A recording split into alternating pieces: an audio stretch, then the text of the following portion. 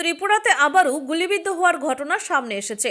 এবার দীপালি দেববর্মা নামে ৩৭ বছরের এক মহিলা গুলিবিদ্ধ হয়ে হাসপাতালে চিকিৎসাধীন। ঘটনা জিরানিয়া মহকুমার অন্তর্গত রাধানগর থানার খুমলুং এলাকাতে। স্বাভাবিকভাবেই এই গুলিবিদ্ধ হওয়ার ঘটনা এলাকা জুড়ে ব্যাপক চাঞ্চল্য তৈরি করেছে এবং এই বিষয়ে রাজ্য জুড়েও কৌতূহল পরিলক্ষিত হচ্ছে। পরিবারের লোকজনদের সাথে কথা বললে স্পষ্ট করে কিছু জানা যায়নি। বিশেষ করে কিভাবে ওই মহিলা গুলিবিদ্ধ হয়েছেন এটা এখনো পরিষ্কার নয়। তবে এই বিষয় নিয়ে গুঞ্জন তৈরি হয়েছে। পুলিশের তরফ থেকে খবর নিয়ে জানা গেছে গোটা ঘটনার তদন্ত চলছে।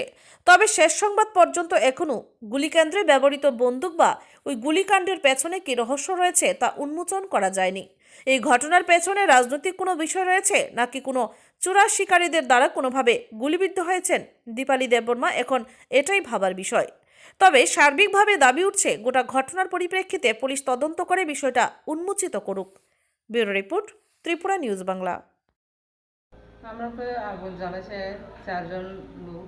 আমরা মা, সবরি মা, আমার মা, শাশুড়ি আর বউ ঘর বাড়ি গেছে। এরপরে গুলি নি লাগছে না লাগতেছে না, ঠিক করে দিছে। গুলি কোনখানে লাগছে? কি কে করছে গুলি? জানি কয়টার সময় ঘটনা? 8টা সাড়ে 8টা মনে হয়। এরপরে কোন হাসপাতাল নিয়েছেন?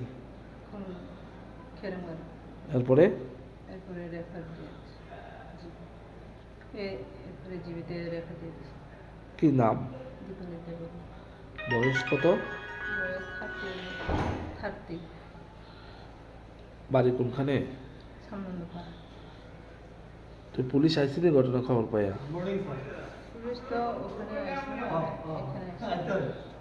তোমার কি লাগে?